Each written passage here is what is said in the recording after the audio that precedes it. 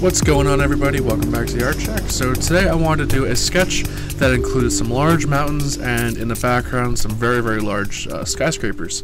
You know, two things that don't normally go with one another, but the beauty of sketching and just creating is that you can create, you know, landscapes that were, or just anything in general that just normally wouldn't happen. And that is truly what I enjoy about just creating, you know, different scenes.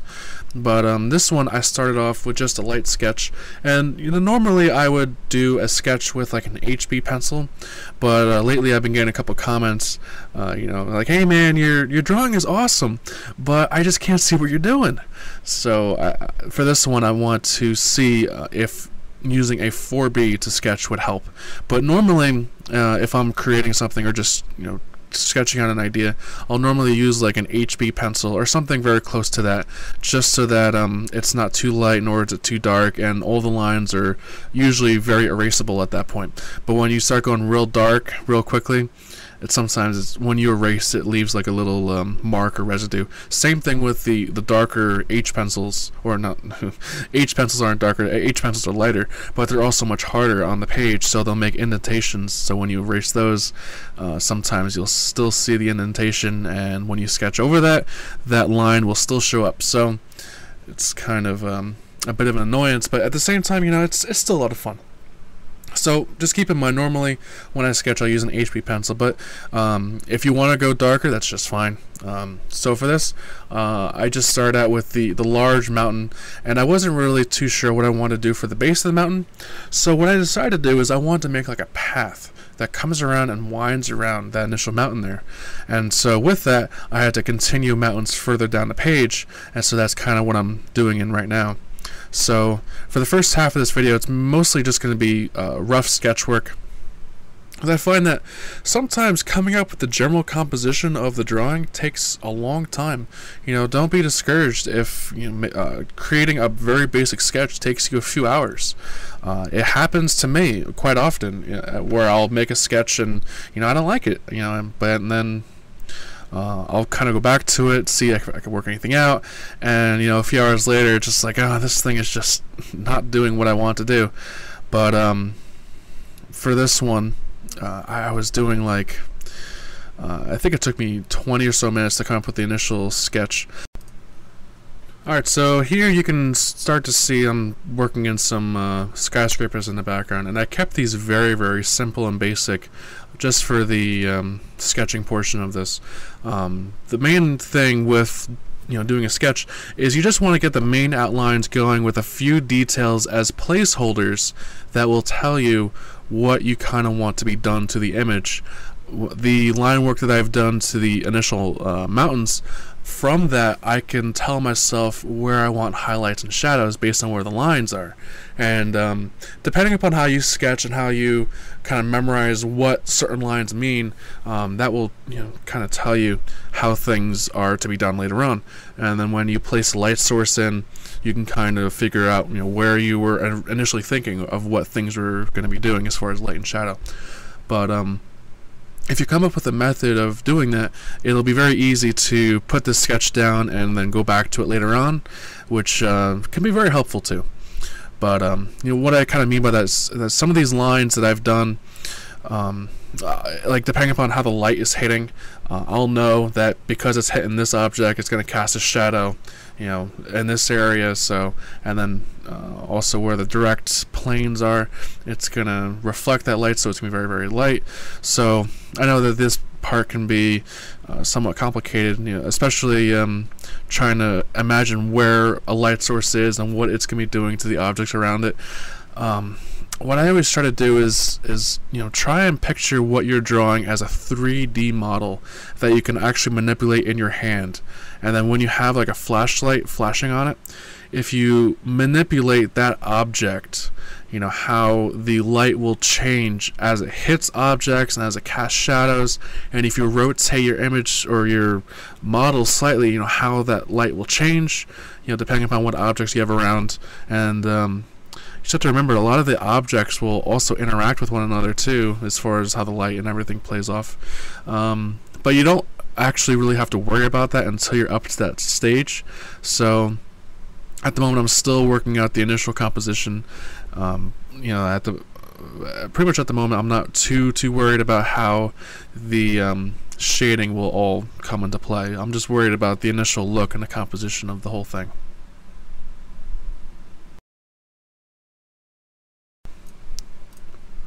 Alright, so I'm going to explain a little bit about these buildings I put in. If you look at the one on the top of the hill, that one I plan to be like an observatory of some sort. You know, something like maybe like a communications center, because I have an antenna right next to it. And usually like they'll put those on high up on mountains because the reception is better up there, instead of in a valley where, you know, you have a bunch of natural boundaries where it would block the signal. So I put it up on top of the mountain, and, you know, I just thought it would make sense and it looked pretty interesting. And some of the buildings in the background, they're big high rises. I'm not too sure like where this would be placed in the world, because to be honest, I'm not too sure if many landscapes exist that are like this. So unfortunately I lost a little bit of footage there, but I didn't lose much. All I did was I started to sketch in a bit of a sky, and I wanted to go for like some clouds that had some angle to it, just to kind of show the magnitude or height or altitude of this landscape. So I thought that would be pretty interesting. And I have a full-length real-time tutorial on how to do the skies I'm about to do here. I'll put an annotation to it at the end of this video for sure. But I'll give you the rundown on how I basically do it. I'll use a 4B pencil almost all the time when I'm sketching in the dark areas of the sky. And what I'll normally do is I'll sketch out a rough area of where I want the clouds to be. And then from that, I'll use that 4B pencil and shade everything else that I don't want the clouds to be. And once I've done that, I'll usually take the blending stump like I'm doing right now, and I'll usually blend out the edges that I created, because I don't want to see any edges with these clouds. And I'll usually take what's left on the blending stump after blending and go up into the clouds as well, and create different random shades within the clouds, and that I'll eventually take an eraser and start to form different shapes out of that. But what I'll normally end up doing is I'll take an eraser with a sharp edge to it. You know, probably a brand new eraser always works well. This eraser I have happens to be pretty new, so I'll usually take that and work it in like small circular motions, just to kind of make the clouds look real puffy. And I had a great time with making the clouds on this one. It came out really well. I really did enjoy it. And then with those areas that you shade within the clouds themselves, you know, if you erase out some certain details within that, it helps to create volume within the clouds themselves, which is a really cool effect. But I continued this all around where I want the clouds to be, and I even added in more clouds where I didn't have any indications of where I want the clouds to be.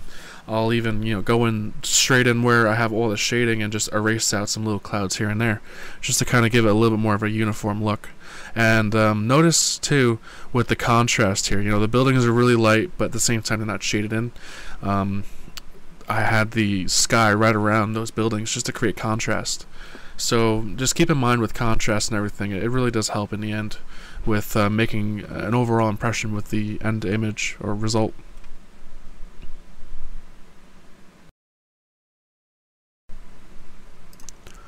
Alright, so in this landscape, I actually put the sky in relatively early, as opposed to some of my other sketches where I was so fixated on the details of every detail except the sky that I just completely neglected it until like the last minute. At least in this case, I included it rather early, and it's rather imperative that you include the sky in very quickly, because everything that you do or everything that you add to the image will be placed on top of the sky, and then placing the sky on top of an image that has a lot of trees and a lot of details is going to be a very large pain. So doing it in early is always nice, but I always recommend doing it after your initial sketch, because the details of your sketch can often depict the style of sky that you have. Normally I would do like a nice calm sky, but in this one I wanted to do something with a bit more angles to it, just to kind of show off the altitude or height of the initial landscape. So that's the initial reason why I have the sky at the angle that it is. So just keep that in mind as well, that your initial details or objects within your sketch can depict or can portray what your other things around it should look like. Alright, so I got some of the mountain details going on here, and the initial light source that I have imagined for this is on the top left of the image, casting down to the bottom right. So with that, anything on the left facing will be lit up a bit, and anything that's right facing will be cast in shadow. So with that, I'll usually take the 4B pencil, which is what I'm using right now, and I'll put that on its side. Notice how I'm holding the pencil. It's an underhand grip, and with that, the pencil will be using most of the length of it, so you have a very, very broad stroke, and that makes shading very, very quick and easy. And with that, you can cover large areas very quickly. And when I'm doing details, I'll usually hold it as if you're writing with a pencil, in like a notebook or something. I'll usually hold the pencil that way, and we'll put in quick details. But I'm mostly doing underhand grip for this whole thing, just because I'm not really doing too much refined work. It's mostly rough, and because of that, I'm not too worried about how this thing's gonna look in the end. And pretty much from here on with the rest of the mountains, it's mainly just adding in some final detail work here and there. And I'll mostly do that by adding in some small scribbles here and there. Nothing too controlled. I like to kind of keep my drawing style a bit loose. So I'll put in some random or somewhat controlled lines here and there. And I'll usually surround them with a broad shading. So, just that some small details here and there will kind of pop up, just some subtleties to it. So I added in a little bit of a distant mountain there, kind of covering up the trail as it goes around the bend, just to kind of add in a bit of interest over there as well. And pretty soon I'll be getting into the buildings in the background, and I'll be shading them in the same way that I shaded in the initial mountains in the background here, with the darker shading on the right and the lighter shading on the left. And I want to make the not the mountains, but the buildings relatively dark compared to everything else, just to make them kind of pop out. And they're going to really stand out, because if you look at the contrast and details of the mountain and how that overall looks in the end as compared to the buildings, the texture, the line quality, the line shape is all completely different. So there's going to be a huge contrast, so they'll both really stand out from one another. So that's another thing you can kind of keep in mind when drawing. If the buildings were really organic shaped and looked like the mountains, they wouldn't really pop out too much. But since there is such a huge difference in the line quality and detail, they pop out really well. So just keep that in mind. And I'm working on the observatory, or the other word for it is like a comm center, or like a communications outpost, I guess you could say. I changed the look of the initial tower with the antenna on it, just because I want to kind of fit in with the shape of the building. And I added the little antenna at the top. Nothing too detailed for that. But this is probably the most detailed building I added into the image here. But nothing too much for that. Just to keep it simple. Again, because I'm just doing a basic sketch here. I don't want to have the details too refined in this one. And so the final details of this drawing lie within the buildings here. All I did with that was just add in a couple line details here and there. And I also took the eraser and erased out a couple of the areas, with the light casting on it, just to show that, the glass or just the general material of the building is reflecting back that sunlight. And, just to kind of give it that nice look and contrast between everything else. It just kind of rounded up everything and made it all kind of uniform and nice. Alright everyone, so that's the end of this drawing, and I hope you enjoyed it. But if you did, please give me a thumbs up. It really does help out. And also subscribe. I'm trying to release a video at least once per week, so be sure to subscribe so that way you can see every one of them that release from here on out. And I hope you enjoyed this one, and I'll see you all later. Take care.